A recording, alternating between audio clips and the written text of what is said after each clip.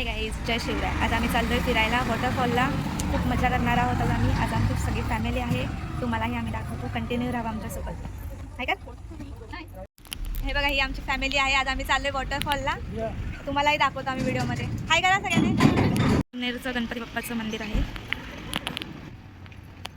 गणपती बाप्पाच्या पाया पडून आता आपण पुढे जाणार आहोत. झालं ना जंगल सत्याग्रह.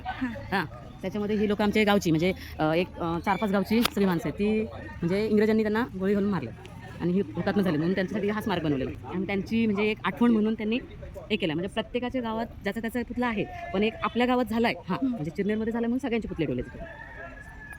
आणि तो हा दिवस आहे ना 25 सप्टेंबर एवढा थाटात करतात ना या गावात, बस भरपूर म्हणजे आहे ना. रात्री 12च्या नंतर याची स्वारी होते घोड्यावर, येते सफेद घोड्यावर रोज.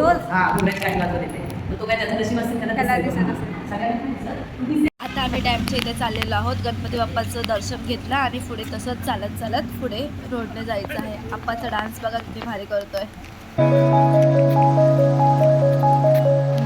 खूप भारी वाटत होतं तिकडे. सगळं वातावरण खूपच मस्त होतं आणि खूप मजा पण आलेली आहे. आतमध्ये जाता जाता मस्ती करत करत आम्ही आतमध्ये जात होतो. आम्ही संडेला गेलो होतो इथे डॅमवर, तर खरंच खूप गर्दी होती. मला वाटलं एवढी गर्दी नसेल, पण खूप गर्दी होती. केला आम्ही पण एन्जॉय.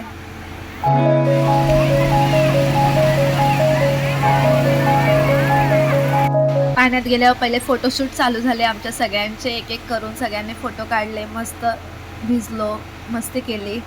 खूप भारी वाटलं. खूप दिवसाने आम्ही इथे डॅमवर गेलो होतो. आमच्यासोबत ही छोटी पण एन्जॉय करत होती. काकाची मुलगी आहे छोटी, पण तिला पण नुसतं पाण्यातच खेळायचं होतं. बघा किती एन्जॉय करत आहे. आणि तिला पाण्यातून बाहेर काढलं तर तिला हे वाटायचं मला पाण्यातच जायचं आहे. बघा, एकटीला खेळायला पाहिजे होतं तिला पाण्यात. सगळ्यांपेक्षा एन्जॉय तिने जास्त केलाय.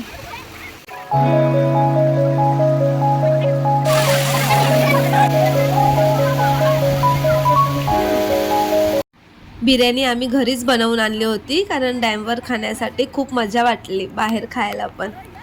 हे सगळे बघा कसे बसलेले आहेत. बिर्याणी पण मस्त होती आणि कलर पण बघा किती भारी वाटत आहे त्याचा. खूप भारी झाली होती. कोशिंबीरसाठी काकडी, टोमॅटो, कांदा हा आम्ही घरूनच कापून आणला होता आणि दही त्याच्यात मिक्स केली आणि मग घेतलं जेवायला डॅमवर. आणि आता आम्ही चाललेलो आहोत घरी. हे बघा किती भिजली. बाय गाईज, व्हिडिओ इथे एंड करत आहे. लाईक, कमेंट आणि शेअर आणि सबस्क्राईब करायला विसरू नका.